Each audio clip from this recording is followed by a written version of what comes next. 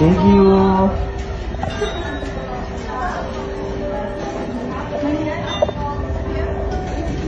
Hi, baby.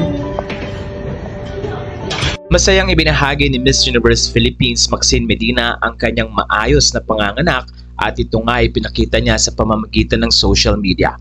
Ayon kay Maxine, first glimpse of our little miracle Timothy Mateus Ezekiel M. Lana. Makikita ang photo ng kanilang baby na talaga namang napaka-cute at nandoon din ang photo ni Maxine kasama ang kanilang baby at ang kanyang asawa. Nagbigay naman ng congratulatory messages ang mga kapwa-artista at isa na nga dito ay si Cassie Legaspi. Ayon sa kanya, congratulations Daddy Chimmy Chimmy Cham Cham and Mommy Hey Hey. Ayon naman kay Sanya Lopez, Leo Baby, congratulations Hey Hey and Dad Timmy. Sa puntong ito ay natuwa sila dahil naging maayos ang panganganak ni Maxine at maayos din ang paglabas ng kanilang baby na talaga namang napaka-cute ayon sa mga fans.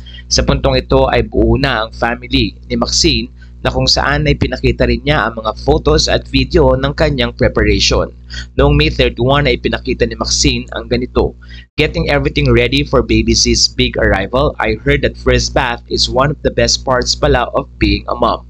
I'm extremely excited but also may konting kaba for this first bath. However, I have Johnson's Milk Rice, Bath and Lotion by my side to help ease my worries. Sa puntong ito ay maraming nagbigay kay Maxine ng suporta as she prepares para sa kanyang pagiging ina.